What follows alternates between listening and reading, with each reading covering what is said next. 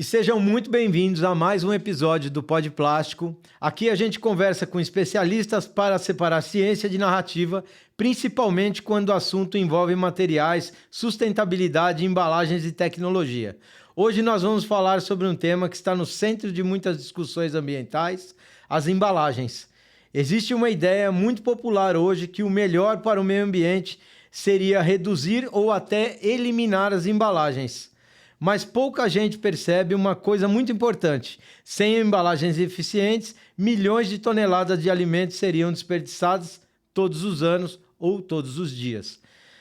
Então, surge uma pergunta muito interessante. Será que eliminar as embalagens realmente ajudaria o meio ambiente?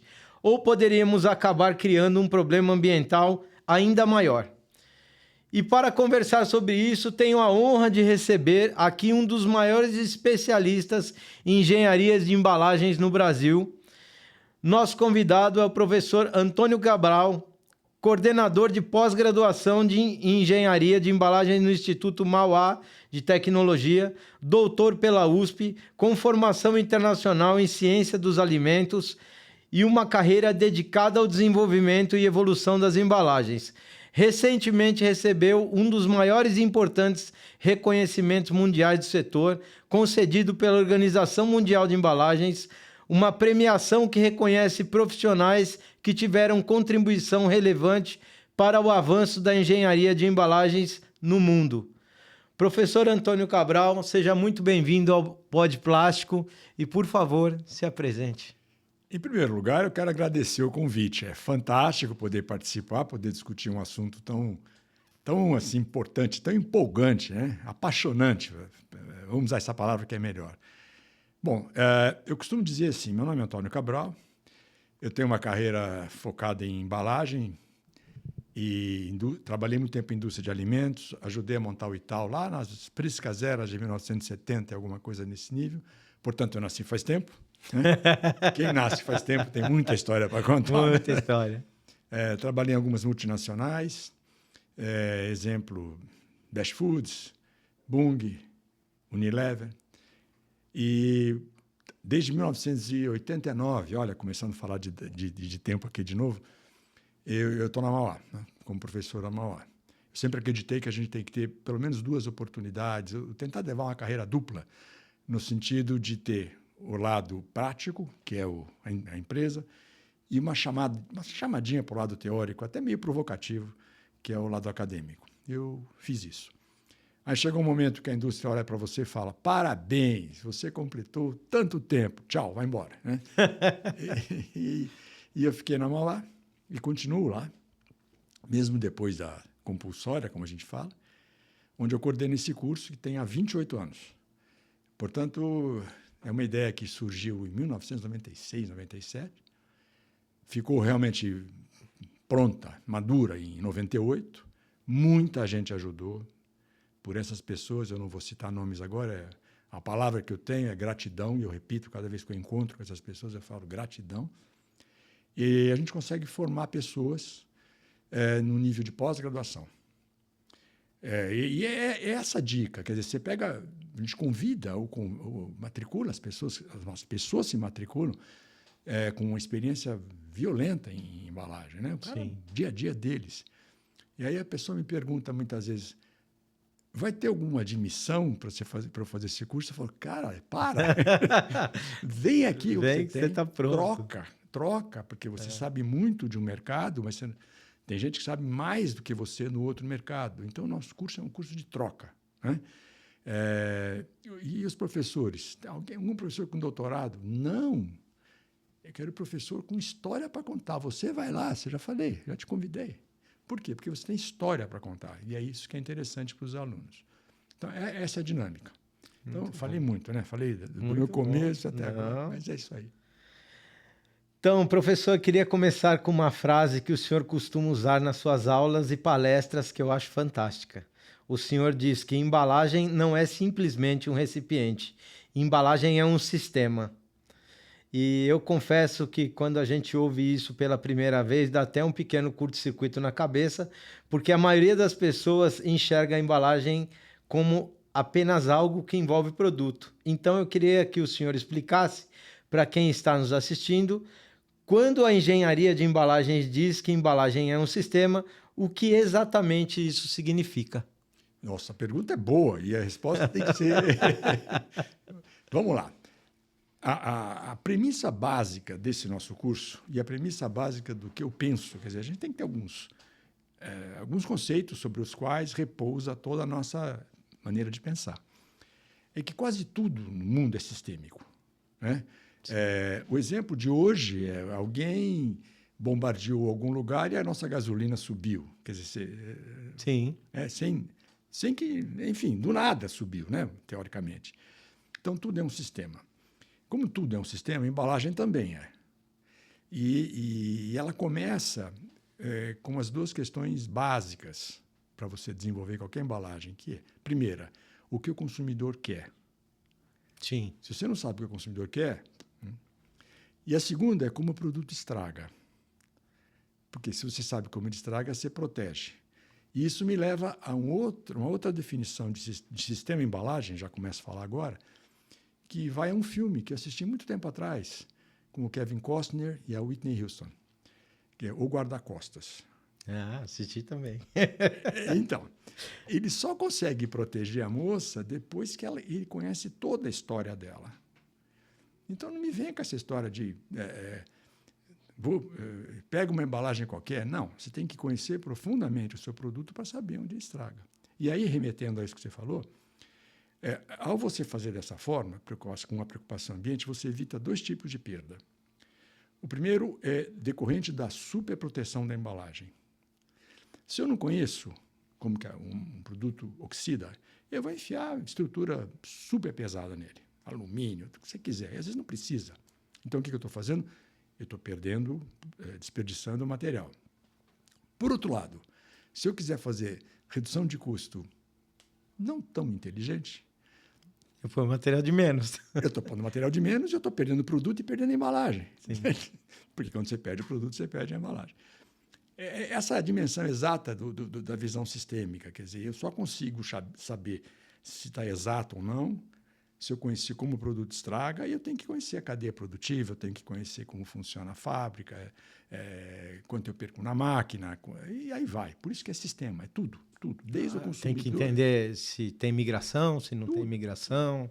Desde o consumidor até o descarte, que eu digo que não existe, mas eu já vou falar disso daqui a pouco. Porque embalagem, por apenas ser uma embalagem, ela não deve existir, né?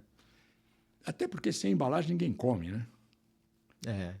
É um dos pontos mais fortes que nós temos é essa. Como é que o cara vai comer sem embalagem hoje, né? A gente vai pegar um frango na feira, por exemplo. Vou dar um exemplo bem básico, bem popular. Eu vou colocar esse frango aonde? Como é que ele chegou na feira? Também. E como é? Eu vou levar ele para casa como?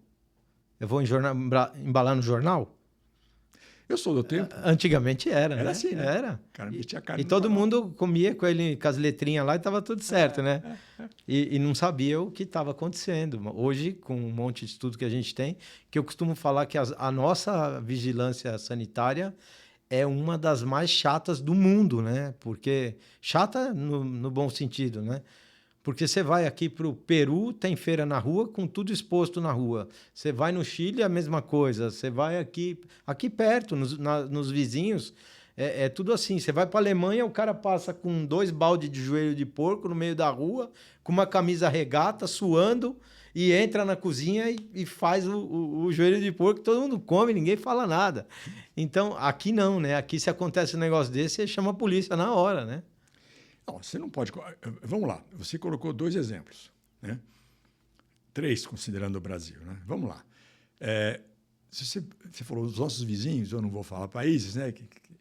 Ali, realmente, é uma situação mais de quase uma culinária rude, né? Sim. É uma coisa assim mais... não é rudimentar, daqui a pouco eu lembro a palavra. Do outro lado, você tem o alemão, o seu exemplo foi do alemão, que ele vai tratar esse produto, ele vai cozinhar esse produto, ele vai fazer toda uma proteção para o produto. Sim. E aí acabou. A gente talvez não tenha isso. Então, a formação nossa também não é uma formação tão boa como a do alemão. Claro. Então, a gente tem que ter alguma proteção. E, nesse ponto, eu admiro o que a Anvisa faz, né? O episódio das vacinas foi muito bonito, né? Então, eu admiro, acho que tem que ser isso. Sim. Às vezes exagera um pouco, te dou razão, mas é aquela história. Se eu não tenho uma base muito boa de formação de pessoas, talvez eu tenha que criar um mecanismo para proteger essas pessoas delas mesmas, né? Claro. É essa a história, porque senão ele vai...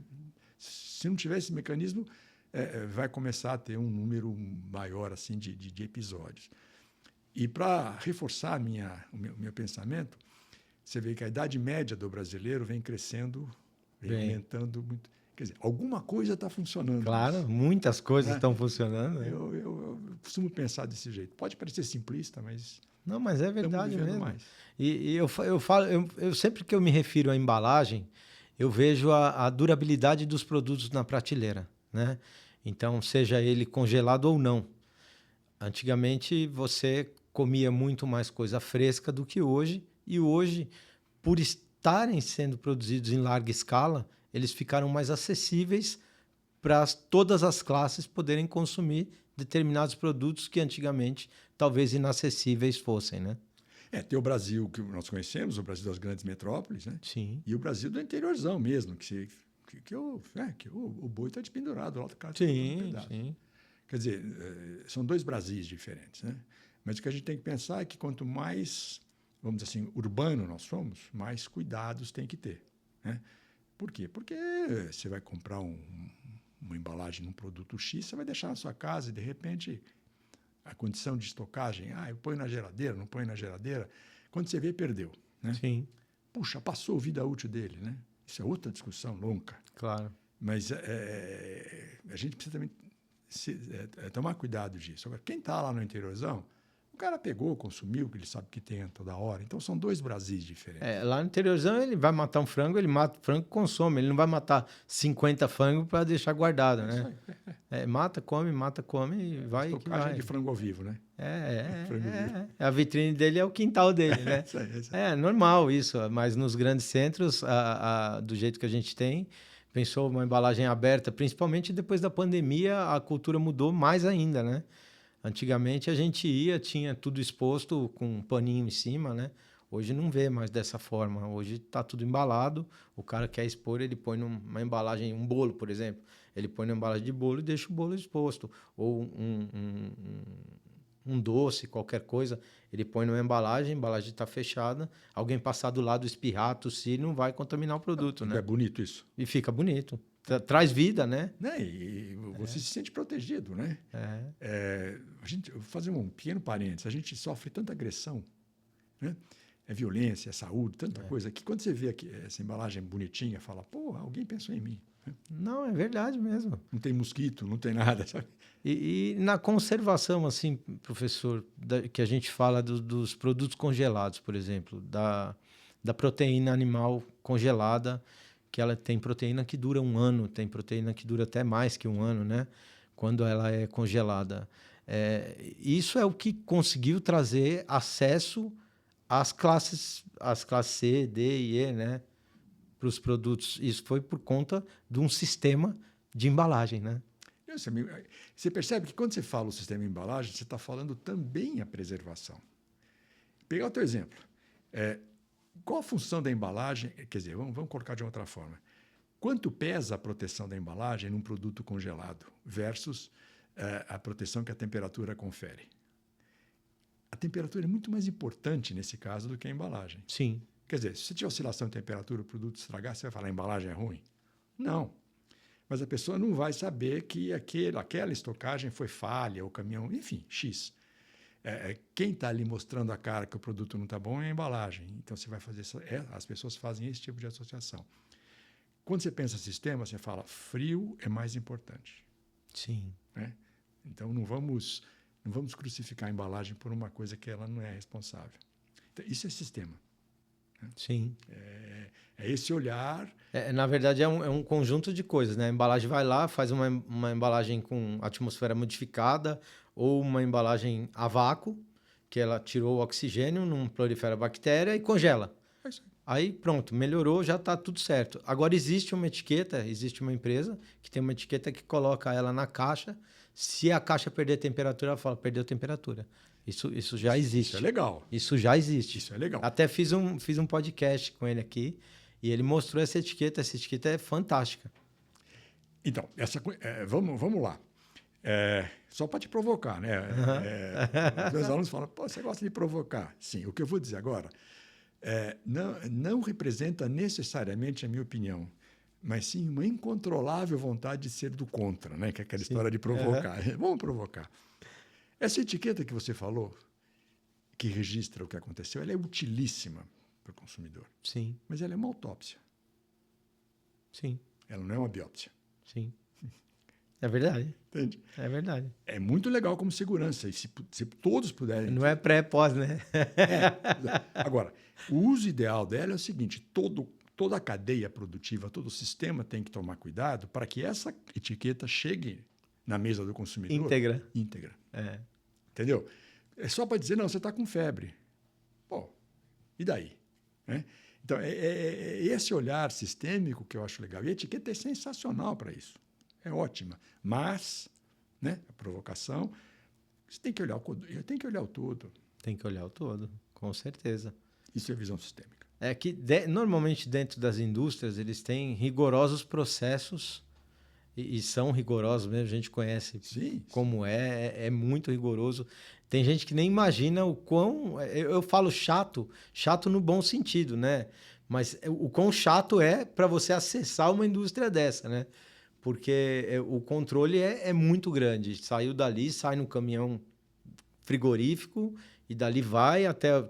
Teoricamente tem que estar tudo em ordem para chegar no supermercado, entrar no freezer do supermercado e dali você levar para casa. Um exemplo, no nosso curso, né?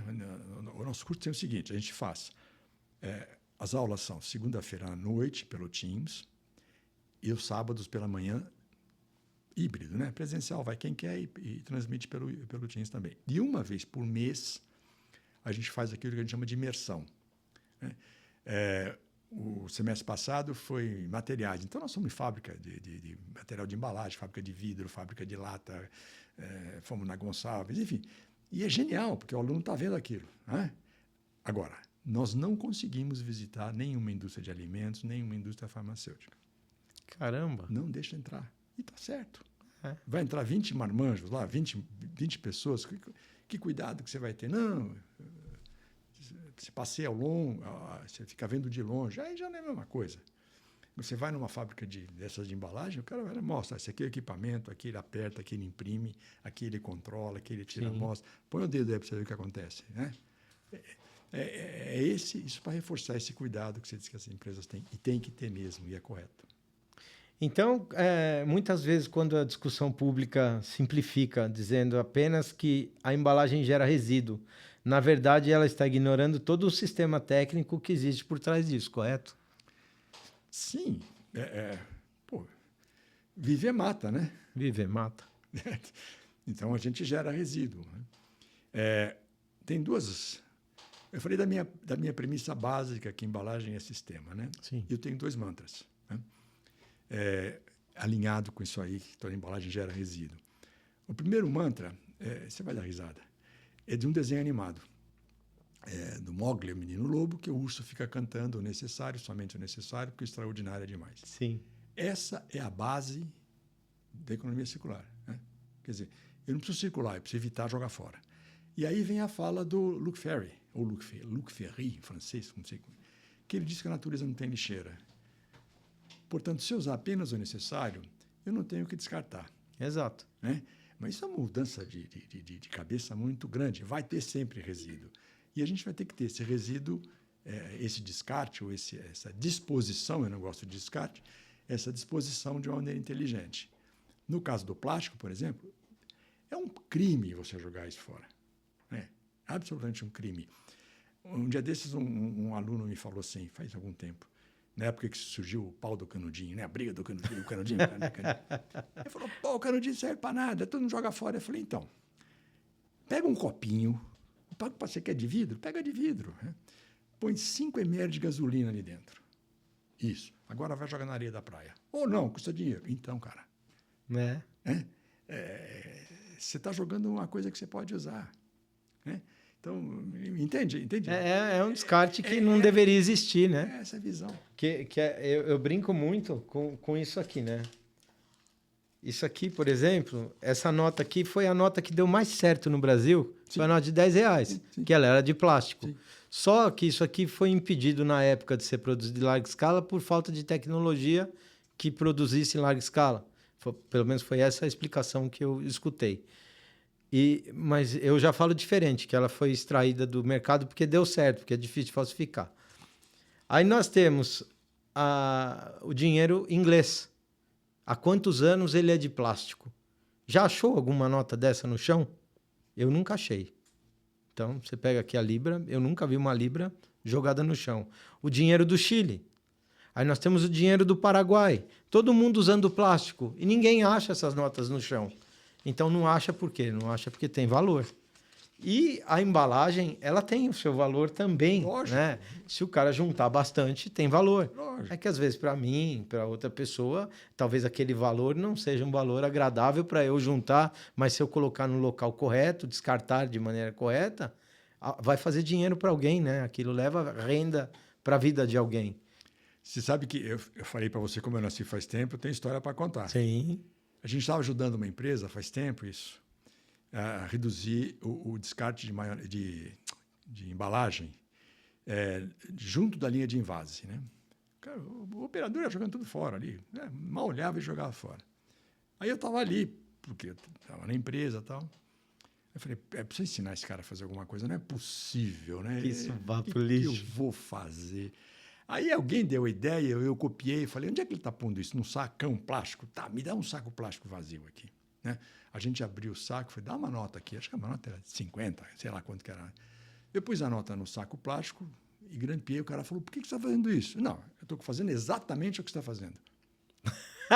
Pô, que sacada. Exatamente o que você está fazendo. Ele falou, mas como assim? Então, ele está jogando fora 50, 60, 70 reais cada vez que você joga. Fora o produto. O que você acha que eu tenho que fazer? Toma cuidado. Checa se o magazine está legal, checa se a fábrica está desacoplando legal, dá uma diminuída na velocidade um pouquinho para ajustar. Não, dou pau na máquina para rodar, está perdendo. Joga fora para caramba. Então, é essa consciência sistêmica que eu acho que falta. Né? Esse exemplo é um exemplo maravilhoso. Faz tempo que eu fiz isso. Cara, é maravilhoso. Que é a mesma coisa, a gente fala de máquina, né? O cara vem comprar uma máquina e fala, quantos ciclos dá a tua máquina? Fala, minha máquina dá 50 ciclos. Ele fala, nossa, vai dar 50 ciclos na minha embalagem? Eu falei, não, ela dá 50 ciclos no vazio. Quando você compra uma Ferrari, você vai lá e olha no velocímetro, ela dá 300 e poucos quilômetros por hora. Você só vai andar 300 e poucos quilômetros por hora? Não. Eu falei, então a máquina é a mesma coisa. Você tem que andar com ela numa velocidade confortável e que não te estrague matéria-prima. Lógico. Então, a máxima é essa. Então, um tempo na minha vida, eu ajudei a comprar máquina. E a gente perguntava para o camarada assim, estamos conversando com o fornecedor, né? Qual a batida mecânica dessa máquina? Né? Aí o cara fala, 100. Estou chutando o número aqui. Uhum. Tá bom. Se eu puser material de embalagem, quanto que vai dar? Depende do material, pode dar 80, 85, né? E o produto? Dependendo do produto, pode dar 70, 75. Então, você está me dizendo que eu posso variar de 70 a 80, por exemplo? Ele falou, sim. Então, tá bom, é isso que a gente quer. Aí, como é que o cara calcula o famigerado OEE? É em cima do máximo, né? Então, aí ele começa a comparar, aí negociata, né? Essa parada não é programada, essa parada... Ou seja, a gente tem um medo danado de falar a verdade. Então, essa máquina foi comprada para 100, quando ela roda o produto A, que é mais viscoso, ela produz menos. Então, eu tenho que fazer um ajuste no meu cálculo de OIE, no meu cálculo de produtividade. Quando ela trabalha com o produto C, que é super fluido, ela vai mandar bala. Então, nesse caso, eu tenho que ser mais coerente. E como é que eu calculo o OIE final? Cada um no seu. Óbvio. E o OIE da fábrica? Aí você tem um monte de jeito de calcular. Você faz média ponderada, você faz um monte de coisa. Mas aí OIE é gestão sua. É isso aí. Mas o mundo trabalha com... Esquece o mundo, meu. O teu mundo é esse aqui, ó. É o seu, cara. Exatamente. Não fica olhando tudo, né? O cara pega, vamos falar, uma embalagem de bolo que bate numa termoformadora, 30, 35 golpes por minuto. Ele não pode balizar a produção toda de todos os moldes por 35 por minuto, porque tem molde que vai bater 20. E aí vai dar no OEE dele, na cabeça, né, do OEE dele, né? E outra, você pega bolo com um pouco mais de gordura, que desintegra mais do que o bolo mais seco, sei lá qual que desintegra. Pô, não dá para comparar, não dá para... E essa é a discussão muito legal. E aí, o senhor estava me contando a história do canudinho, né? Que o canudinho ele surgiu por um determinado motivo, né? Explica pra gente. Olha, reza a lenda, né, que ele surgiu por um motivo higiênico. Né? Quando apareceram as primeiras latas, né? Vamos dizer assim, não precisa ser as primeiras latas, as primeiras embalagens. Bom, eu estou falando de lata porque é um exemplo de uma maneira geral que eu gosto. Né? As latas ficavam nos fardos e ficavam nos armazéns, no centro de distribuição. Ficava, né? Enfim, guardadinho ali, bonitinho. Nós não podemos descartar, ou exposto ao ambiente, né? Nós não podemos descartar que existe uma população de roedores superior à nossa. Né? Alguns dizem que o número é dezena em alguns países, alguns dizem que em São Paulo e lá no Brasil é 4, enfim, o número é mais de 1. Tem muito rato. Tem. Então, eu digo roedor, né? É muito comum esse bichinho passear, quando você menos imagina, ele está ali. E esse bichinho, acredite, faz xixi, né? Puxa vida. Como todos os bichinhos. E ele pode, eventualmente, fazer xixi dentro da embalagem, em cima da embalagem ou na lata. Então, se você pega, às vezes, essa bendita dessa latinha e não limpa, como muitas vezes acontece, né? É possível que você tenha contato com esse pequeno resíduo do animal. Para evitar isso, é que os primeiros canudinhos foram assim, o uso do canudinho para essas latas, né, foi incentivado. Ah, mas é lata de cerveja. Eu faço isso. Latinha de cerveja, ou você toma no copo, ou então você pega alguma coisa e limpa aquilo. Né? E geralmente está sujo, né? Sim. Está preto, quer dizer... E a culpa não é da lata, não. A culpa Não, tem transporte, é a própria poluição do ar. Embalagem é sistema, lembra que a gente falou? Então, lá atrás, o cidadão que fabrica... A fábrica de cerveja entrega a lata maravilhosa. Eu conheço a fábrica de cerveja. Né? Deixa arrumadinho, refrigerante e tal. Mas, a partir do momento que ela sai da responsabilidade do fabricante, como diria um amigo meu inglês, who knows? Foi. Então, o canudinho serve também para isso. E outras coisas, né? Sim. No McDonald's por que era o canudinho? Porque não tinha aquela tampinha, aquele orifício no café, o refrigerante. Então, era difícil. Então, põe o canudinho porque facilita. Então, é um instrumento facilitador. Até na saúde pública, uma pessoa que tem um Parkinson, por exemplo, é facilitador. Então, não pode banir esse troço desse jeito. Né? Tem que simplesmente incentivar. Esse é um material facilmente reciclável. Muito fácil. É muito fácil. Você não precisa nem limpar muito. Você bota no moedor, você já tem É verdade. É muito fácil de limpar. Então, Só que aí nós vamos... o erro, ele, no meu ponto de vista, apreciando um pouco mais o descarte, a gente chega numa loja de fast food, tudo cai na mesma gaveta. Eu vou lá com a bandeja que eu utilizei os produtos, ou seja, eu tenho uma embalagem do hambúrguer no papel, tá? Porque o papel, ele é, teoricamente, biodegradável e ele resolveu o problema. Aí eu engordurei aquele papel. Ele vai ser biodegradável no aterro sanitário. Então, vamos partir dessa primeira premissa. Aí eu vou jogar lá naquele lixo o canudinho junto com aquele papel. Ou, às vezes, eu tomei um milkshake com aquele canudo de papel, que foi substituído, né, o canudo pelo papel. Eu joguei o canudo de milkshake lá dentro daquela lixeira. Eu joguei o copo, eu joguei a embalagem do hambúrguer, muitas vezes os pedaços do próprio hambúrguer com gordura, da batata frita. Ou seja, aquilo ali deixou de ser produto reciclável e virou lixo. Ele vai para o aterro sanitário. Ele tem que ir, porque o papel com gordura ele não serve para nada, como a embalagem de pizza. Então, aquilo foi parar no aterro sanitário. Primeira camada, aeróbica, nós temos ali a emissão de CO2. A partir da segunda, que não tem mais oxigênio, anaeróbica, CH4, que vai te trazer 82 vezes mais poluição do que o CO2. Então, nós temos aí um dilema, né? É mais sustentável onde e em que momento? Se a gente pegar de toda a cadeia produtiva até ele virar o canudinho, nas avaliações de ciclo de vida, ele perde para o plástico. Só que nós vínhamos numa máxima que é muito legal, que é a economia linear, que a nossa população está acostumada com a economia linear, né? Que muitos nem sabem o que é economia circular. Então, linear vem, produz, consome e descarta. Põe um saco de lixo na rua, sumiu da tua frente, acabou com o problema. Resolveu o problema. Hoje não, hoje a gente está trabalhando e pouca gente explicando sobre isso, da economia circular e da importância da economia circular, que não tem mais o descarte. Então você já não tem mais aquela máxima do berço ao túmulo, é de berço a berço. Então todo mundo está trabalhando, inclusive nos cursos que vocês ministram, eles falam muito de berço a berço hoje, e o cara que sai, ele sai eco-designer, ele não sai simplesmente um designer, né? É isso aí.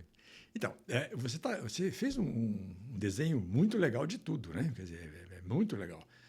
Idealmente, estamos morando no País das Maravilhas, né? Somos habitantes do país de Alice. Então, a hora que você acaba de consumir num restaurante, você ter o cuidado de pegar tudo que é biodegradável ou compostável, inclusive papel, você coloca, isso aí vai todo ser colocado numa usina de compostagem e vai virar alguma coisa, adubo, qualquer coisa. Não vai para o aterro. Oh, lindo isso. Pronto. Estamos no País das Maravilhas. É lindo. Né? Aí toda a parte que é plástico, esse material todo que é reciclável, todo bonitinho, cada um, todos os materiais, você já separou. Então, você vai para uma unidade de reciclagem e vai se transformar. Né? Vai transformar. Até que chega uma hora que o plástico não dá mais para processar isso. Bom, é energia, não é? Incinera. Recupera, é petróleo. Sim. Recupera essa energia e vai alimentar a caldeira, vai alimentar o que você quiser. Então, no mundo de Alice, não sobra nada. Tudo funciona. Né? O nosso mundo não é assim. Ah, mas e o material multicamada? Não dá para reciclar esse troço? Dá para reciclar? Dá, claro que dá. O Zezinho disse que não dá para reciclar. Já queima direto, mas não joga no lixo. Não joga. Não. Eu tive a oportunidade de visitar alguns aterros e algumas unidades de triagem.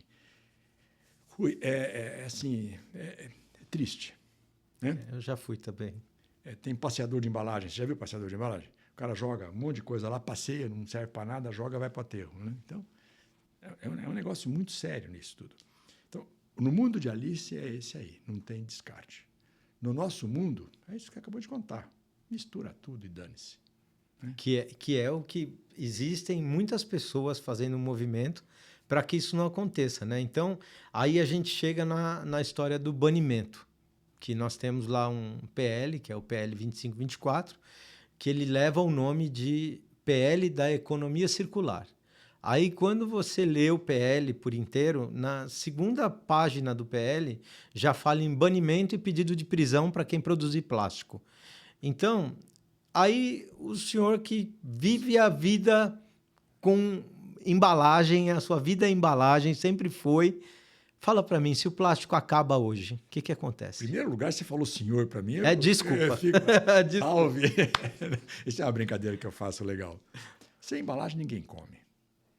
Sem plástico, ninguém come. Né? Bolsa de sangue, caixa d'água, tubulação.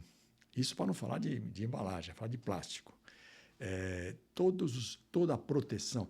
O que é engenharia de embalagem? Senão você construir proteção, construir o guarda-costa. Né? Seu produto precisa de proteção contra a umidade? Precisa. Então, quanto que ele pede de proteção? Para durar 6 meses, ele precisa dessa proteção. Quem confere essa proteção? Ou você vai enfiar num super pote de vidro travado, numa lata toda trancada? Pode pôr, pode. Lógico que você pode pôr, mas tem resíduo disso também. Né? Ou então você constrói essa embalagem a um preço mais acessível. Então, não existe banir. né? Banir é alguma coisa como... A gente é bom nisso, né? O Brasil é bom nisso. É muito bom. Vamos fazer uma legislação, então, vamos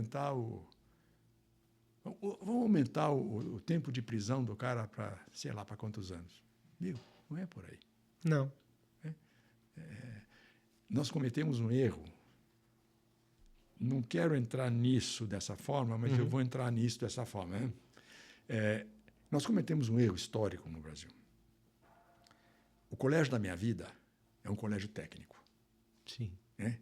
Porque eu tinha 8 horas de aula por dia, estágio com 15 anos de idade, equipamento de primeira linha, e os 2 primeiros alunos iam fazer um estágio na França. Entendeu isso? Entendi. No primeiro ano da faculdade, eu entrei na Unicamp, eu já sabia cálculo integral. Moleque de 18 anos. Né? Hoje, quer dizer, esses colégios, todo esse ensino médio, ao contrário da Alemanha, que é cada vez mais forte, o nosso é cada vez mais fraco. Cada vez com menos dinheiro, cada vez com menos recursos. Sim. Aí o que nós fizemos? Vamos, entre aspas, universalizar as universidades. Então, todo mundo tem diploma, todo mundo faz faculdade, sem ter aquela base. É a base. Eu tenho um diploma. Tenho, e aí? Né? Que eu gosto. Reticências. Falta a base. Né? Então, portanto, se falta a base, essa discussão que você está trazendo é uma discussão que acaba se tornando inócua. Sim, com certeza. Porque você não tem com quem conversar. Eu estava numa reunião com o pessoal da Universidade Federal, que vai abrir uma aqui em Francisco Morato. Aí, como eu participo aqui do ESG da prefeitura, que nós tiramos ESG e Cadeia Produtiva Local do Plástico em Mariporã, é a única cidade do estado de São Paulo que tem cadeia produtiva local do plástico, né? Assumidamente plastiqueira, né? E eles me convidaram para ir conversar lá com o pessoal, que tinha uma reunião em Franco da Rocha, e estava no meio da reunião falando de que tipo de curso que precisava, e aí um fala de ecossistema, o outro fala e falaram um monte de coisa, né? Eu levantei e falei, gente, precisa de ter um curso aqui de ecodesigner de embalagem. Todo mundo olhou para mim. Falei, mas por quê? A professora perguntou, por que esse ecodesigner? Falei, porque a embalagem que vocês falam que ela contamina, ela já tem que ser pensada em não contaminar. Então, precisa de um curso de ecodesigner. A partir de hoje, não pode ter mais, a partir de hoje não, de ontem, não pode ter mais o designer de embalagem. Tem que ter o ecodesigner e o ecodesigner tem que conversar com o pessoal de marketing. O marketing tem que falar com esse cara. Então, a partir do momento que a gente toma isso para a vida, a gente pode discutir embalagem depois de ter isso. Então, eu tô alinhado com isso que você está me falando. Tem um ponto que, toda vez que eu trago esse ponto, as pessoas com quem eu converso olham para mim com aquela cara de descrédito, né? O que esse elemento está falando? Eu não gosto, bem assim devagarzinho, eu não gosto do jeito que a palavra sustentabilidade é usada hoje. Porque sustentabilidade tem 3 pilares. E a gente fala só ambiental. Sim. Né? Primeiro, quando você fala de ESG, eu acho muito legal, mas não podia ser ESG, tinha que ser GES, porque a governança manda. Sim. Okay? Então, em vez de ficar nessa discussão de sopa de letrinha, o que é pilar, o que não é pilar, eu gosto de usar uma expressão só, que chama responsabilidade ambiental. Acabou. É a melhor. Acabou. Então, se você, Rui, tiver responsabilidade ambiental na sua empresa, você vai se preocupar com o descarte, com o consumo, com isso, com aquilo. Você não vai ficar olhando só, não, para eu ser sustentável eu tenho que fazer isso, isso, isso. Não, você tem que ter responsabilidade ambiental sistêmica. Acabou. Acabou. Aí alguém fala, não, mas responsabilidade ambiental é um termo muito genérico. Não. Não é mesmo. É o termo mais simples para falar esse monte de letra, né? Você não tem responsabilidade civil, né? Mas a gente fala, né, que o plástico ele surgiu para eliminar problemas. Ele surgiu na eliminação de problemas. O primeiro problema era o marfim, né? Então veio o marfim. Quem que veio substituir o marfim? O marfim é esse cara aqui, um binóculo de marfim antigo. Então aqui matou um bicho para ter essa peça. Aí veio um maluco, um louco lá e inventou esse material. E aí, o que aconteceu? Parou de matar bicho. O material é igual. Aqui nós temos um baquelite da mesma cor, mesma textura, se pegar até, e parou de tirar marfim por conta do baquelite. Então, hoje aqui é um telefone de baquelite. Aí tínhamos também... Esse telefone você foi buscar lá longe. Fui, eu tenho mais antigo que ele ainda. Eu adoro essas tranqueiras. Eu adoro carro velho, eu adoro um monte de coisa. Aí nós temos lá no passado também, essa aqui eu acho um barato, eu sempre mostro. Olha lá, ó. Olha o que está escrito lá dentro da caixinha. Abridor de cartas. Não, mas no meio, no triângulo. Tartaruga legítima. Tartaruga legítima. Então, o casco de tartaruga era para fabricar pente, para fabricar abridor de carta, para fabricar vários, aquelas presilhas de cabelo e muitos outros artefatos, né? Então, eu pego o abridor de cartas aqui, que era de casco de tartaruga legítimo. Aí veio um... Eu gosto muito do legítimo. Aí veio um maluco e inventou um polímero que imita o casco de tartaruga. O que aconteceu? Parou de matar tartaruga. Então, aí que vem a pergunta que... Vamos voltar para a primeira pergunta. Pegando essas duas coisas aí. O que o consumidor quer? Ele quer pentear o cabelo. Ele quer pentear o cabelo. Na época não se discutia sustentabilidade, né? Então, quando matava baleia pra caramba, que mataram muita baleia, que tem a máxima da baleia, né? Que aí veio o petróleo, parou de matar a baleia por conta que não precisava mais do óleo da baleia para colocar na lamparina. Alguém descobriu lá que o petróleo dava certo para fazer aquilo. Então veio o querosene resolveu o problema de matar a baleia. Aí o petróleo, aí vieram os motores, né? Aí o petróleo deixou o barco mais rápido. Aí caçaram baleia pra caramba, veio legislação, porque as barbatanas da baleia também eram utilizadas para os saiotes das moças e tal, né? Então, aí mataram baleia pra caramba, aí veio a proibição da baleia. Hoje a população de baleia tá melhor, muito melhor do que era. E a de tartaruga tá altíssima. Tem um trabalho maravilhoso aqui no Brasil que faz é o Tamar, né? O projeto Tamar, que cuida das tartarugas.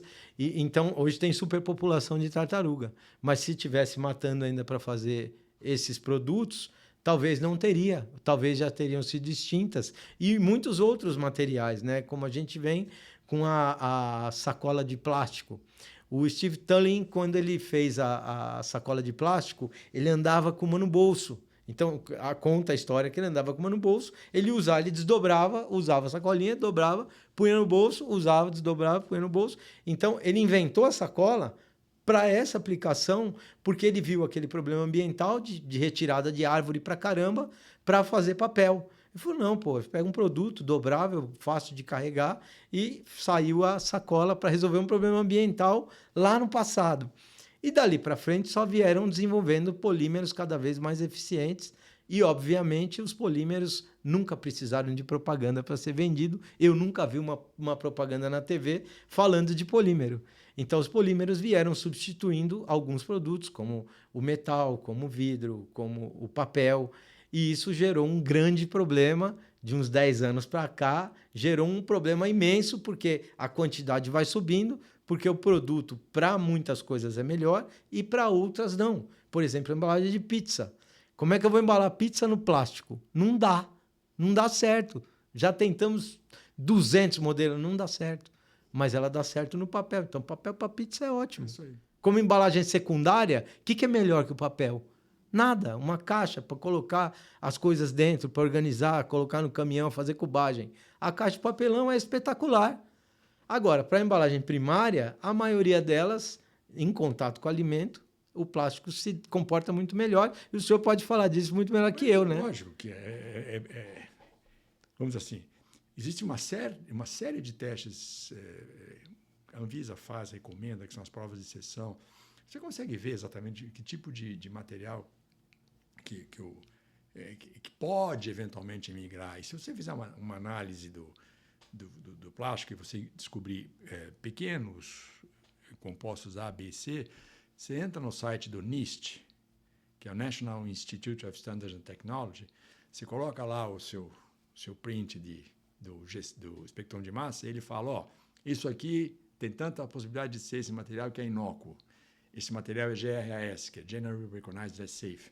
Quer dizer, pô, você tem uma estrutura de de conhecimento que você pode usar para fazer isso. Lembra, Maquiavel disse isso tempos atrás, o conhecimento é uma forma de poder. Nem sei se foi ele que falou, mas teve alguém no Brasil que já fez isso, eu não falo o nome dele, mas o conhecimento é uma forma de poder, né? Então, se você conhece, você tem o poder. Se eu conheço o meu produto, eu sei como é que é o guarda-costas. Agora, tem uma coisa importante. Quando acabou a Segunda Guerra, você não sabe disso, porque eu sou baby boomer. Era aquele cara que nasceu naquela euforia. Então, quando acabou a guerra, de 45 a 50, aquela maluquice, vamos fazer as crianças, eu nasci em 51. Ei, beleza, beleza. Aí apareceu o tal do consumismo. Então, faz 70 anos, 70 ou quase 80, que a gente só consome. A gente só consome. Se você fizer uma conta simples, para cada coisa que você destrói, você precisa do dobro do tempo para reconstruir. Estou chutando baixo. Tá. Se são 70 anos de consumo, destruindo tudo, eu posso pensar que deve ser uns 100 para reconstruir. Concorda? Sim. Então, eu tenho isso na cabeça quando eu vejo essas tentativas, essas políticas, essas legislações absolutamente imediatistas, que não vão resolver o problema básico, que é o quê? Eu não tenho no país uma formação adequada, o pessoal está só pensando em consumo, quando ele compra a máquina, ele não sabe exatamente quanto que a máquina vai consumir de energia, quando ele pega o material de embalagem, ele... que material de embalagem é essa? Liga para o fornecedor, ele fala, meu Deus! Você entendeu? Tem que ter um certo ajuste sistêmico, que eu não sei por onde começa, talvez pela educação, mas tem que ter um certo ajuste sistêmico para a gente poder dosar isso, porque são no mínimo 70 anos até consertar. É verdade. Não é? Eu tenho em casa uma professora, né? Minha esposa é professora e ela fala todo santo dia. Ela chega em casa e fala, poxa, tá ficando cada dia mais difícil de dar aula, porque o pai coloca o filho na escola para o professor educar. Antigamente não era assim. Antigamente educava em casa e ia para a escola, né? Eu fui daqueles que fiquei com a cara virada para a parede várias vezes na sala de aula e não morri por isso, muito pelo contrário, né? E hoje é bullying. Hoje tá louco. Colocar um moleque virado para a parede é que o pai chega armado lá e mata todo mundo que está lá dentro. Então, tem uma inversão de valores enorme que a gente trabalha.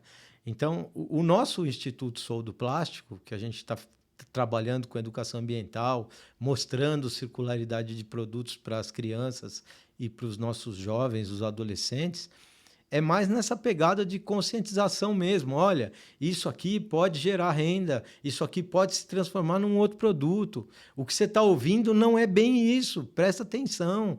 Faz um estudo, não pega a frase que chegou no teu celular, pega ela, coloca no chat GPT e vê o que vai falar. Então, é para instigar que eles pensem, que eles estudem e que eles entendam de maneira diferente do que está sendo colocado para eles, né? Que muitas pessoas falam mal das embalagens. Eu defendo muito material plástico, ou quer dizer, eu só defendo material plástico. Então, que fala mal do plástico, o cara está falando, muitas vezes ele nem sabe o que é. Ele nunca entrou numa indústria. Você não fica bravo, não, porque o pessoal fala mal de embalagem como um todo. Fala. Eu tenho uma frase que eu uso em conversas como a nossa, assim, eu uso Sim. sempre. Não é bem uma frase, como se fosse uma exclamação. Educar incessantemente, educar apaixonadamente. É a única saída. Não precisa ser a corrente do bem, não, isso é utopia. Né? Talvez seja um dia, mas você falar para um, falar para dois, se você conseguir convencer 1, 2, 3, 4 pessoas, lembra, nós estamos falando no horizonte de 100 anos. Sim. Eu sou fã de um cidadão chamado Marcelo Gleiser. O Marcelo Gleiser é um físico, não sei se você conhece. Não. O cara é um doido. Ele tem uma concepção da física que é um negócio muito legal, e a física, para ele, esbarrou quase que na espiritualidade. Então, é muito legal ouvir ele falar. Né? Então, duas frases dele. A primeira, ou duas falas dele. Depois você me lembra que são duas, né? Depois de um certo tempo, você não pode falar que você quer a segunda. A primeira deles a gente demorou tanto tempo destruindo, mais ou menos, quando eu vi isso, falei, é o que eu penso, que a gente tem que começar de novo. Mas como que a gente começa de novo? Você começa devagar E educando. e educando. Essa é a primeira. A segunda dele é absolutamente chocante. Ele fala que são podcasts dele, shorts dele, aquela coisa que Eu vou assistir. assista. Tem um monte. Mas ele diz o seguinte: cada dia que eu acordo, ele fala, olha que terrível. Cada dia que eu acordo, eu olho para minha família e penso, nossa, um dia a mais que eu tenho para viver com a minha família que eu amo. Mas eu também penso, um dia a menos que eu tenho de vida. Aí ele fala, isso é aterrorizante, é avassalador, é arrasante. Então, o que eu tenho que fazer? Como é que eu resolvo esse problema? Então, eu tenho que fazer que cada dia que eu acordo, eu tenho que fazer esse dia valer a pena. Então, o que eu vou fazer? Faz uma coisa diferente, educa uma pessoa diferente, olha o lado positivo da vida. Eu tento fazer a minha vida desse jeito, né? Então, volta isso para educar incessantemente. Nós não podemos deixar, você não pode deixar bater.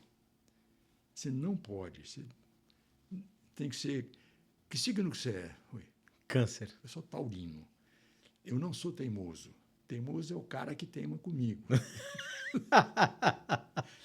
Eu não vou desistir disso. Então, o quanto eu puder fazer de tentar educar, tentar contar que embalagem é boa, que viver faz bem, essas coisas otimistas da vida, lógico que tem meus momentos de pessimismo, como todos nós temos. Claro. Mas eu acho que o ideal é você passar essa mensagem otimista. Como você me contou, um pouco antes da gente começar aqui, uma série de episódios que você fala, pô, o cara está errado, deixa eu falar para ele. Se ele vai me ouvir ou não, pelo menos eu fiz a minha parte, né? A gente pega aí na questão de materiais sintéticos, por exemplo, pele de animal era luxo antigamente, vestir, colocar uma pele de animal no pescoço.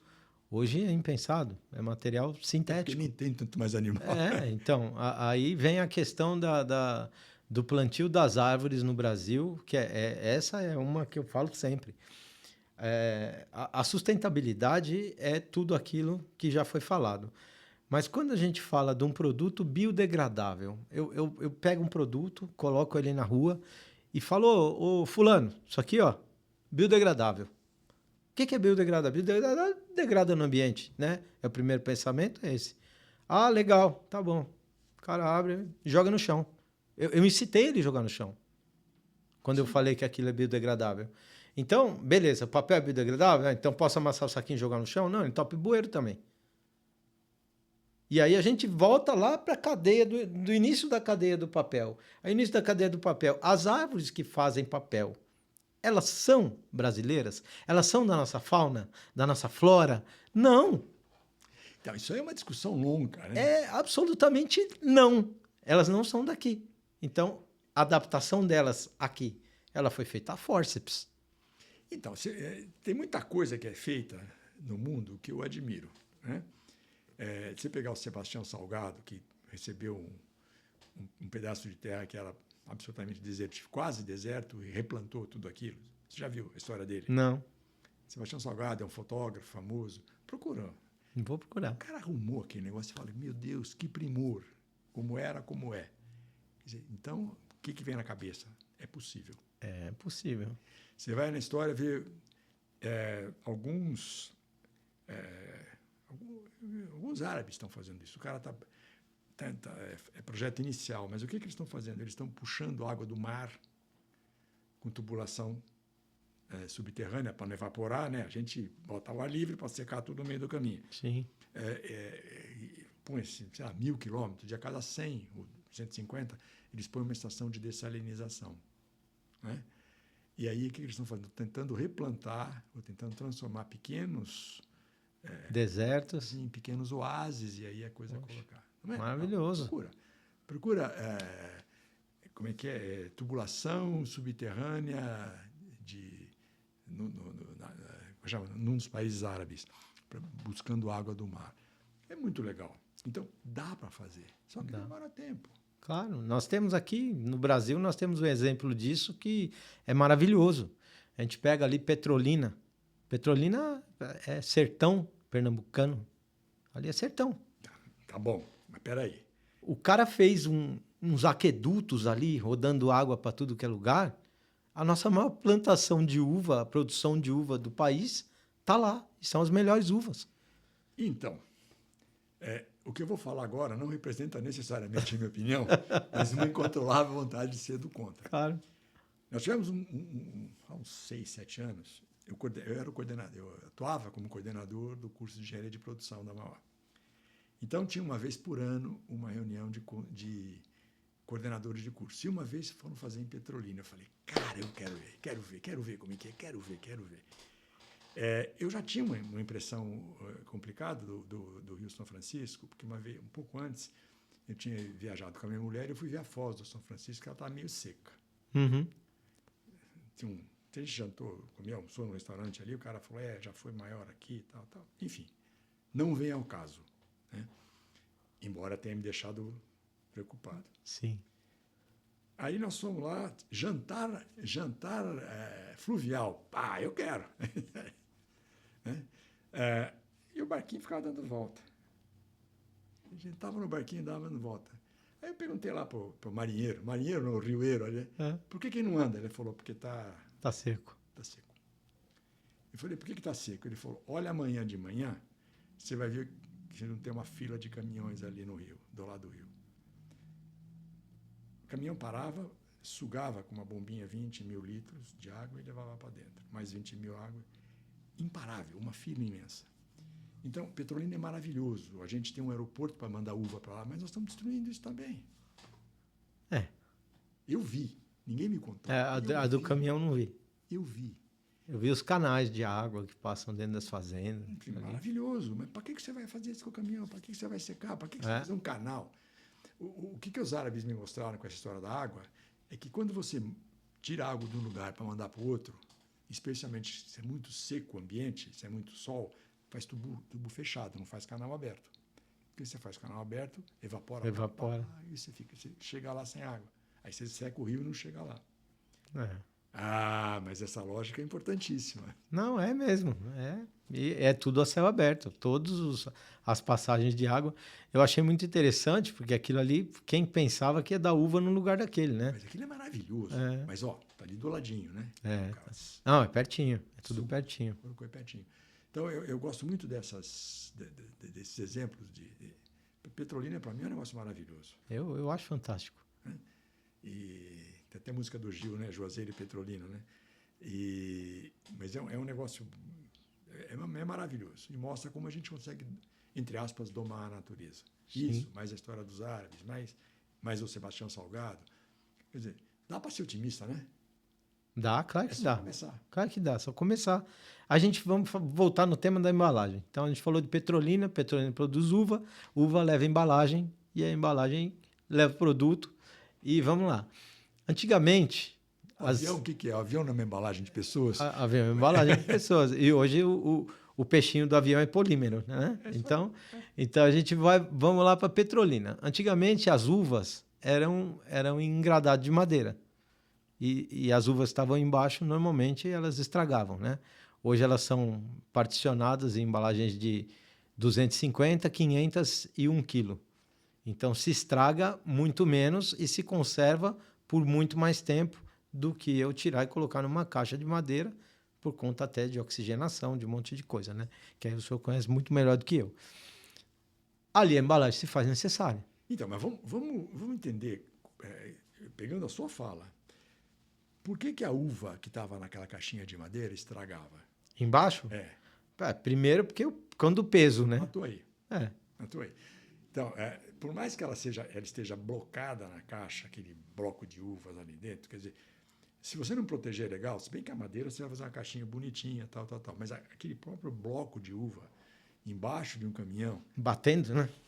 Então, a hora que você põe menor, você reduz essa blocagem da uva e você acaba melhorando. É questão de saber como é que ela estraga. Ela estraga porque ela vai amadurecer? Ela estraga porque ela vai levar muita cacetada. Então, eu tenho que criar um sistema... Para amortecer a cacetada. Exatamente. Que agora veio a embalagem, um pouco tempo atrás, veio a embalagem de 250 gramas. Que a ideia era, toda a uva que ela é cortada do cacho, ela ia destinada para o suco. Só que é uva boa. Então, eles criaram a de 250 gramas, colocaram para a criança levar de lanche para a escola. Lógico. Pô, maravilhoso. Tirou o suco, não paga nada na uva, né? E ali não, ali ela ganhou valor por conta da Mas embalagem. agora eu vou ser provocativo. Mas gasta mais embalagem. Gera valor. Gasta mais embalagem, mas tem uma coisa do valor. Gera valor, é verdade. E aí a gente falando da embalagem de uva, trouxe valor pro produto. Aconteceu a mesma coisa com o morango, uma fruta extremamente sensível.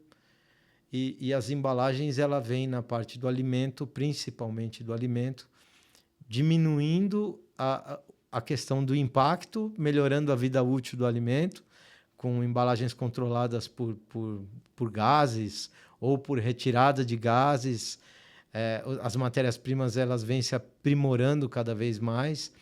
E esse problema da embalagem plástica em específico, a indústria nunca tinha sido provocada como foi provocada nos últimos 5 anos, né?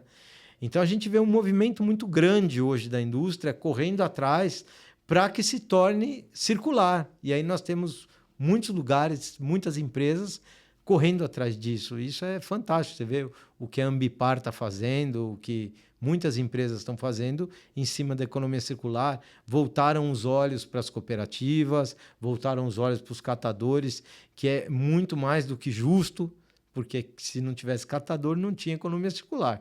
Pelo menos no Brasil, né? Da maneira que é hoje, né? Importante dizer. No Brasil, porque hoje você pega na Alemanha, você tem o Pfand lá, que o cara paga...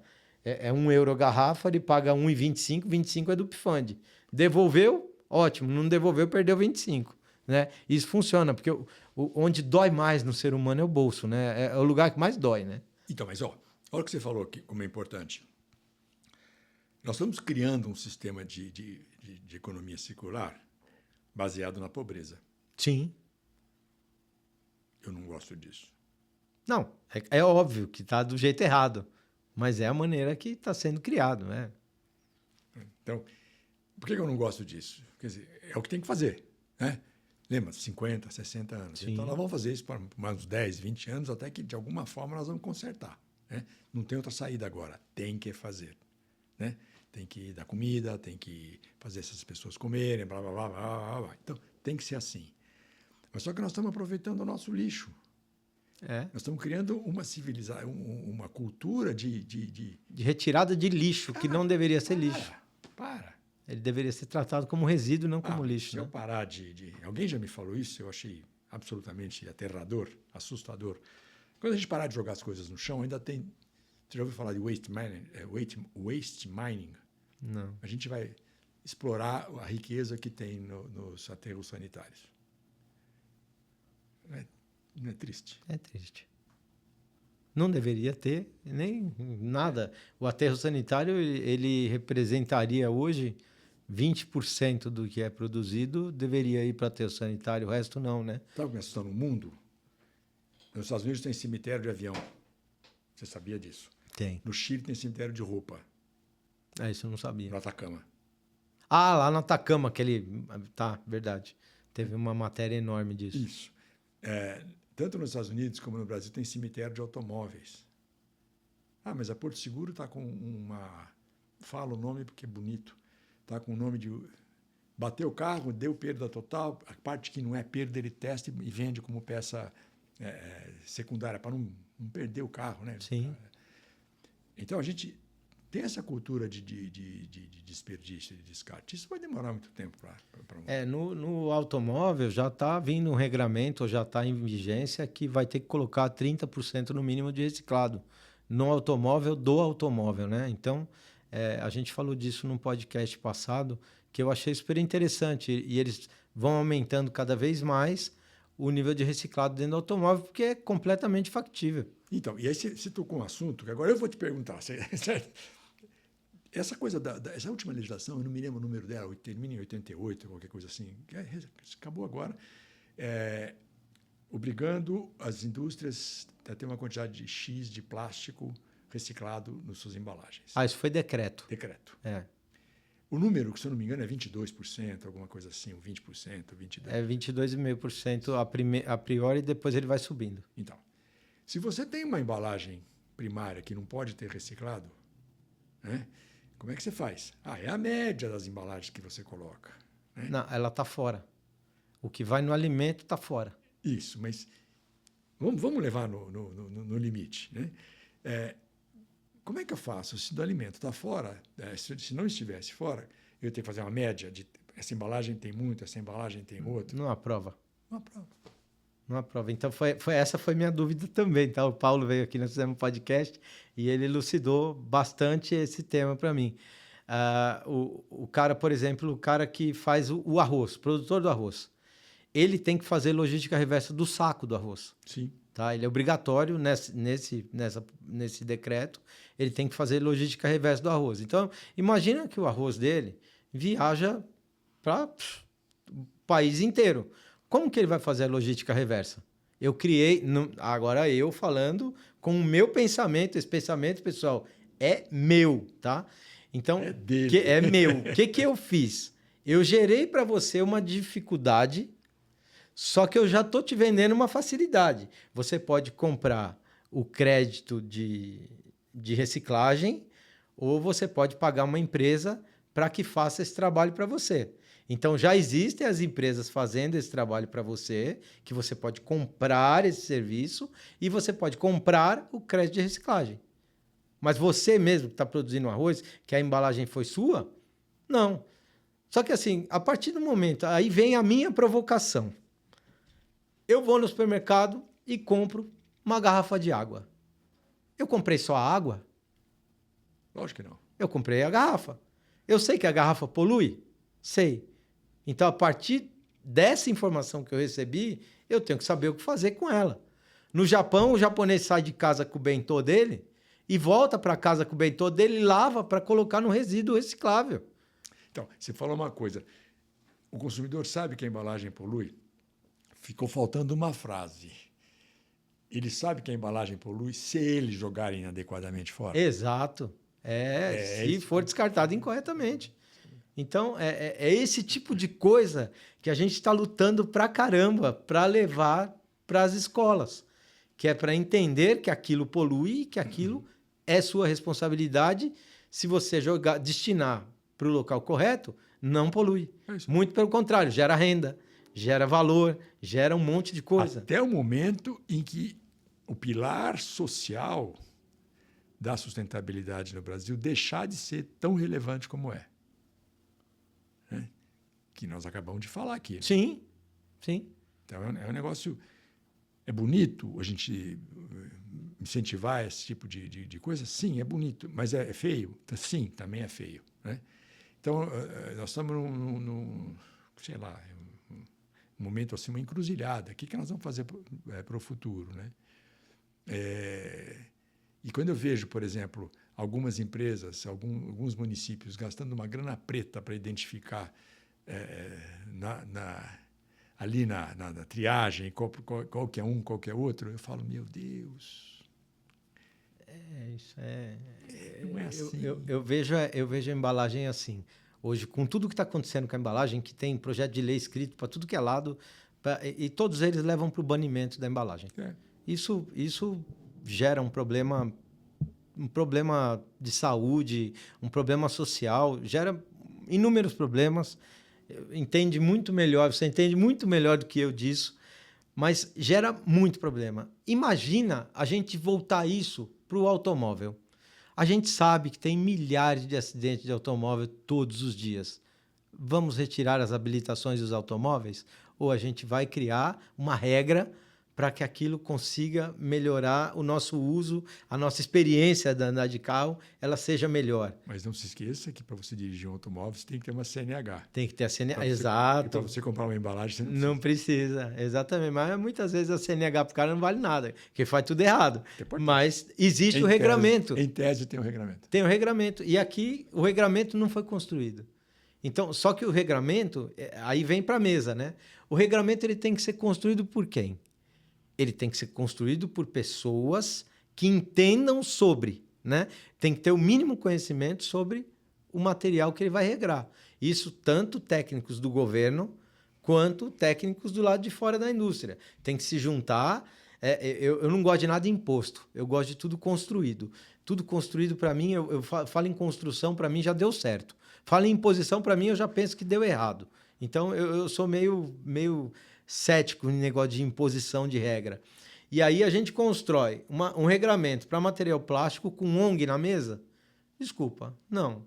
Tem que ter técnico na mesa. Aí vamos falar lá do CETEA. O CETEA é uma instituição extremamente séria, não é? Sem dúvida. Conhece ela por dentro, a fundo. Fala para a gente o que o CETEA faz. Para que o CETEA foi concebido? A concepção do CETEA é Centro de Tecnologia de Embalagem. Quer dizer, como que eu posso usar a tecnologia para desenvolver melhor as embalagens, para dar destino a elas, enfim, para o sistema... Sai laudo de imigração. Até sai laudo de imigração. Sai laudo de imigração. Um dos laudos que eu pedi para fazer, fez o teste e ainda comparou com aquele que eu te falei do NIST. Sim. Quer dizer, extremamente equipado. É maravilhoso aquilo lá, né? E tem um modelo associativo ainda, que você pode... a Heloísa deve ter falado, né?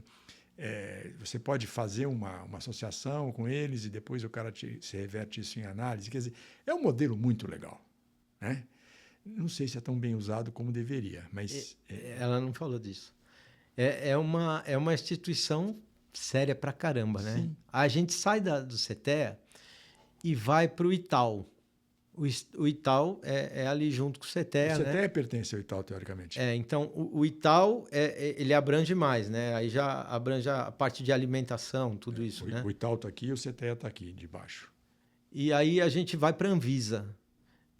O que a Anvisa aprova, a gente pode confiar na Anvisa? Pode.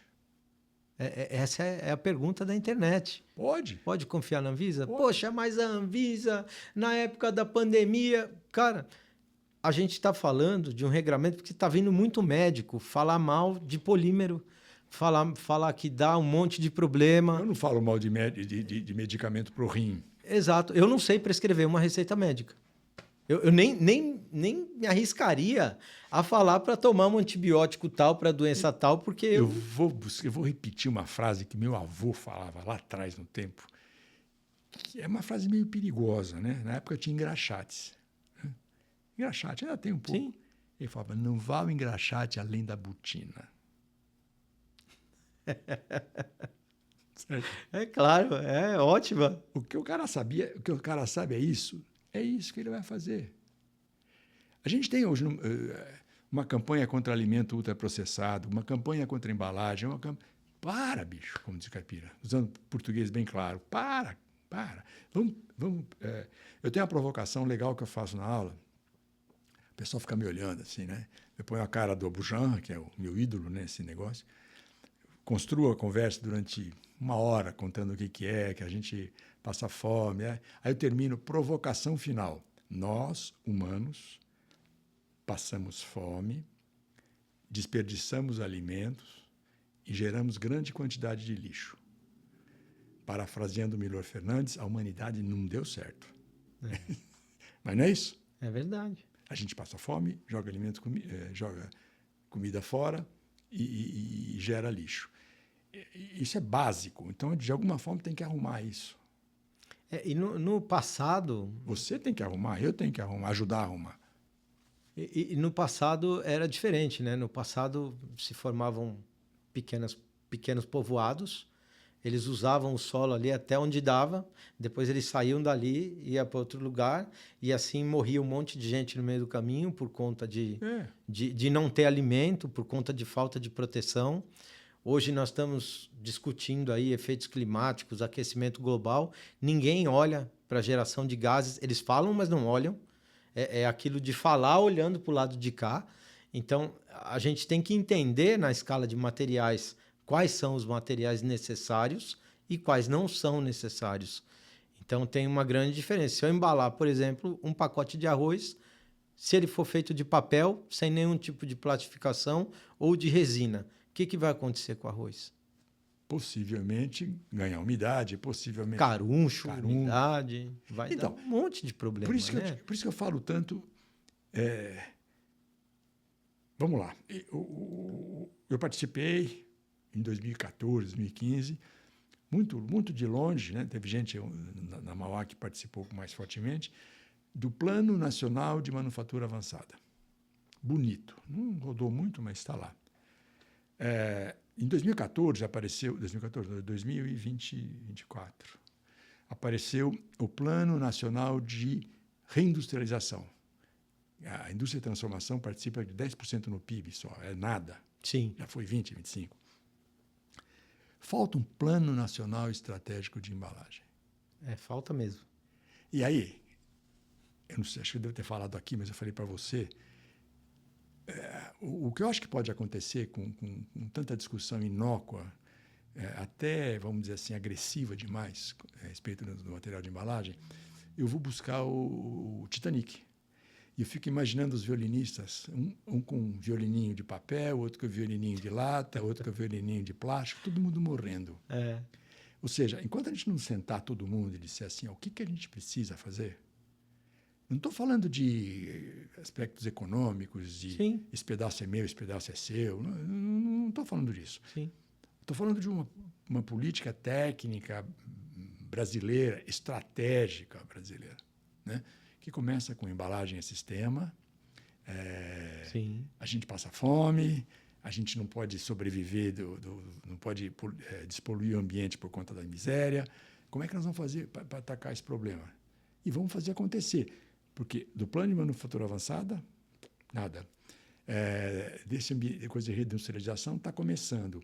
O Plano Nacional de Resíduos Sólidos foi de 2010. 2010. E agora que está regulamentando. Meu Deus. Então, é um país fantástico de leis. Só que de 2010 para cá já mudou tudo, né? Então, já o que escreveu lá não serve para cá. Porque a gente não... eu falo para os alunos, a Mauá faz isso, eu acho legal para caramba. A Mauá é hands-on. Né? Nós temos 2 laboratórios por sala de aula, porque o que a gente quer é que o cara mexa. Sim. Mexe. Faz. Né? Como é que funciona tal negócio? Faz o teste. Mexe, funciona. Funcionou. Agora, tem coisa que não dá para fazer. Para cálculo diferencial integral, não dá para você fazer muita lucubração. Você tem que ser... É meio abstrato mesmo. Mas falta isso. Quer dizer, vamos fazer um ensaio, vamos fazer uma prova de conceito. Vamos tentar fazer isso em 1 ou 2 cidades. Curitiba não é uma cidade que é legal. Campinas é outra cidade que é legal. Vamos testar, vamos ampliar para a região. Mas a gente fica parado. Não, mas é verdade.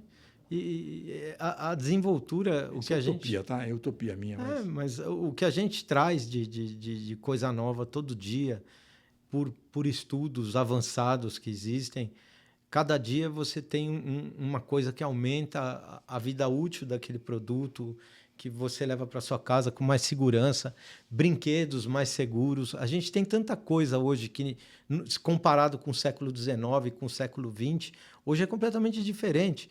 Então, esse cara que está brigando para acabar com a embalagem, qualquer que seja a embalagem, o que ele quer? Ele quer voltar para o século XIX? Então, vamos parar com o óleo diesel. O óleo diesel, meu Deus do céu, está extraindo petróleo. Quer voltar para as fezes de cavalo, como era na Inglaterra, que tinha 1 metro de calçada, porque o resto era bosta de cavalo embaixo. Veja Paraty, que é desse jeito, né? Que o mar subir e limpar. Eu tenho uma outra provocação. Eu não sei a estatística, então eu vou só provocar. Quantas pessoas no país ouvem a Voz do Brasil? Ninguém. Não sei. Ninguém. A Voz do Brasil não é de graça. Não, ela é paga. Propaganda política não é de graça. É paga. Propaganda das bets. Muito bem paga. Cara, pega um pouquinho desse dinheiro e põe no ar educação ambiental. Certo? Alguém está pagando. Então, ensina. Quando o Brasil você não lembra disso, mas quando o Brasil começou o movimento brasileiro de alfabetização, o famoso Mobral. Mobral, lembro do Mobral. Chamou um monte de gente para dar aula. Eu conhecia vizinhos meus que foram chamados para ajudar as pessoas, para alfabetizar as pessoas. Custou algum dinheiro. Então, dinheiro a gente tem. Né? A Voz do Brasil, propaganda política e bet. Não é problema. Não custa tão caro fazer isso. Porque o que é? Você vai falar alguma coisa, um desenho, alguma coisa, começa. Lembra da propaganda do Sugismundo? Pô, maravilhosa. Então, precisava dela hoje. É exatamente aquilo. É disso que eu falo. Hoje a gente tem aprovação por frequência em sala de aula. Por presença, né? Ele está aprovado porque foi para a escola. Então, é muito comum ver no ensino público. É claro que não são todos os lugares e nem todos os professores e nem todas as escolas, mas tem escola que passa a pessoa que não sabe escrever. Não tem mais reprovação. É? Pega o PISA. Bom, enfim, aí é outra história. Mas Então, o que a gente pode fazer a respeito disso? Porque nós estamos falando de embalagem. Então, o que eu posso fazer com isso que você está fazendo? É maravilhoso, parabéns. Divulga, fala, faz com que as pessoas educar incessantemente, educar apaixonadamente. Pensa no que eu te falei, foram 70 anos destruindo. A gente não parou de destruir ainda. Verdade. Vai para 80. Ou seja, eu estou falando de mais 80 para reconstruir. E quanto mais a gente reciclar, melhor é. Então, a reciclagem ela é muito boa parte da solução. Então, e meus 2 mantras, absolutamente utópicos, né? Usaram o necessário, somente o necessário, porque o extraordinário é demais.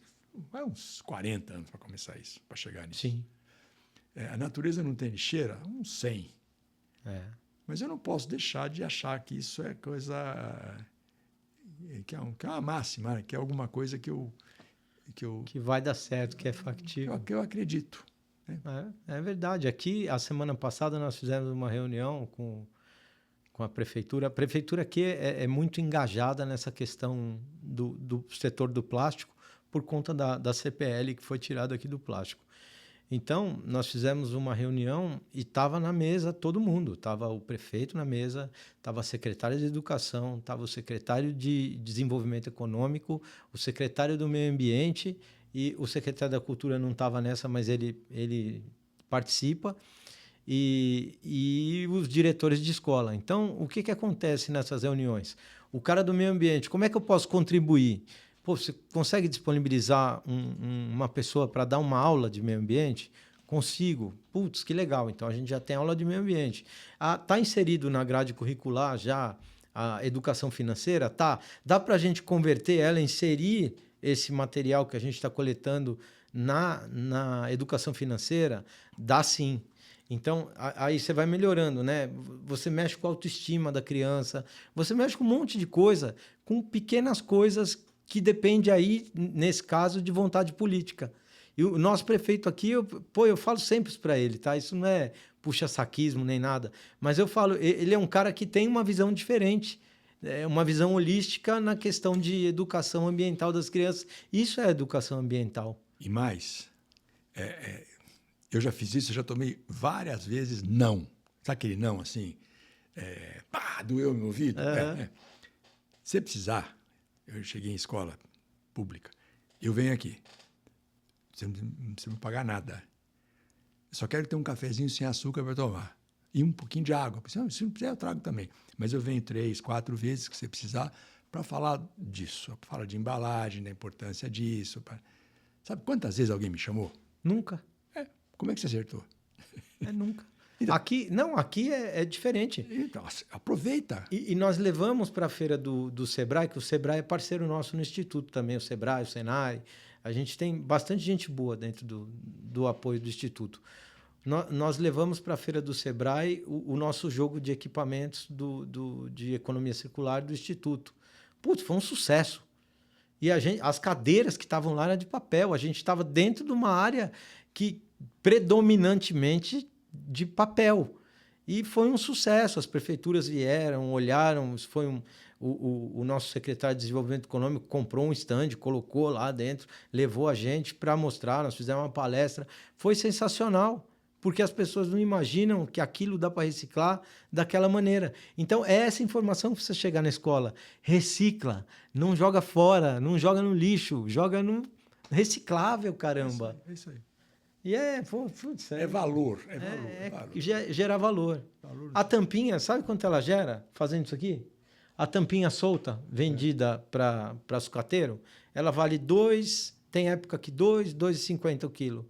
Com esse produto dentro do projeto, obviamente, que com cunho social, eles vendem a R$10 isso aqui. A tampinha foi para R$500 o quilo. Olha a geração de valor que teve. Sim. É um negócio muito louco. Eu adoro esse projeto. Esse projeto é... Mas é isso.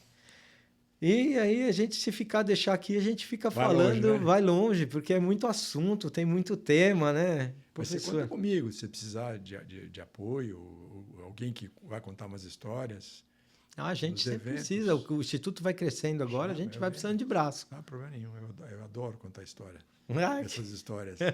Tem um monte, tem um monte. que bom. Tem algum assunto que eu não perguntei e que gostaria de falar? Alguma... Não, eu acho que eu cobri um pouco do que eu queria, do que eu tinha pensado, né? Uhum. Se bem que a nossa pauta foi absolutamente aberta, do jeito que eu gosto. É, aqui, ó. Provocativo. Lembra que eu falei que eu escrevi? Eu nem subi o dedo, ó. Olha a quantidade de coisa que tem aqui. E nós vamos falando. Dá para ficar até amanhã. Bate-papo. Mas eu acho que eu tenho que louvar a sua iniciativa, né? Ao mesmo tempo que me colocar à disposição de você para... Não precisa ser para gravar podcast. Se você quiser chamar para fazer uma palestra numa escola, alguma coisa, eu venho na boa, né? A sociedade, o mundo me foi muito feliz, me transformou a vida, transformou muito a minha vida. A minha vida ficou muito boa depois de um certo tempo. Nada de rico, tá? Não fiquei rico, não vai pensar nisso. Mas eu diria que eu estou satisfeito com a minha vida. Então, se eu puder retribuir, eu não quero cobrar nada, eu vou retribuir, né? Conta comigo. O meu pensamento é o mesmo. Igual, compartilho da mesma ideia. Retribuir. Se eu puder educar incessantemente, apaixonadamente, eu vou fazer isso. E essa é a pegada. Parabéns pela sua iniciativa. Uma vez mais, muito obrigado pelo convite.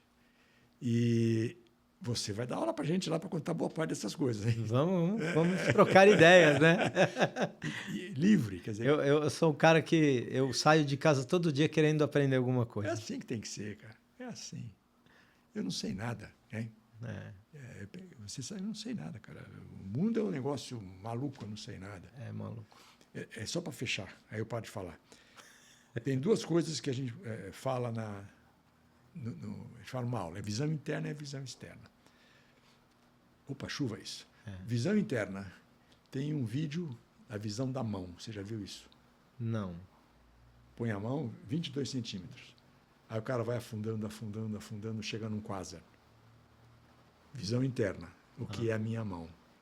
Versus visão externa, 25 anos de Hubble. Então, é um vídeo de 6 minutos mostrando o universo. Eu estou no meio disso, quer dizer, eu não vou conseguir saber tudo da minha mão, porque eu não sei, né? Sim. Também não vou conseguir saber nada do universo, porque a gente não sabe, tudo que a gente está descobrindo.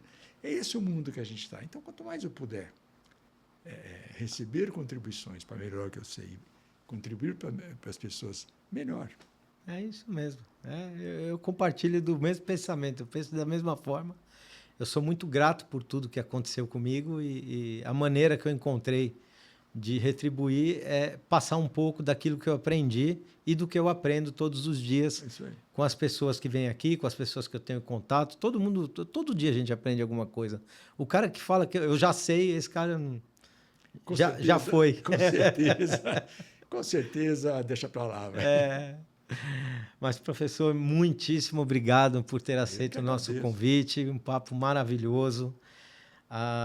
O Pod Plástico está sempre aberto. A gente quer sempre manter contato com todo mundo. Nós temos agora o nosso blog no site do Pod Plástico. Se o senhor quiser enviar uma matéria para a gente, será um prazer publicar. Eu estou pedindo para todo mundo mandar texto para a gente publicar, porque todo mundo sabe um pedacinho, uma fração daquilo que a gente quer passar para todos, né? Então, está tendo um crescimento exponencial o nosso YouTube, o nosso podcast, as nossas mídias como o Instagram também. Está bem bacana e cada vez trazendo mais informação. E a você que ficou até agora com a gente, muito obrigado pela participação aqui, nos assistindo. Espero que tenham aprendido muitas coisas com o professor. O professor é uma pessoa fantástica, reconhecidíssimo no mercado e todo mundo sabe disso. Ele vem aqui, ele fala não, caramba, todo mundo conhece. Foi um bate-papo extremamente agradável. E você que ainda não nos segue, por favor, nos siga, ative o sininho, deixe o comentário se não gostou, se gostou, a gente vai agradecer. coloca pergunta que a gente responde. O que a gente não sabe, a gente vai perguntar para quem sabe, porque você não precisa saber tudo, você precisa conhecer quem sabe. Então, é isso aí. E fica aqui o meu agradecimento, professor, e até o próximo episódio do Pod Plástico. Muito obrigado. Muito obrigado aí pelo convite. Conta comigo sempre que você puder. Sempre que você quiser, né? Obrigado.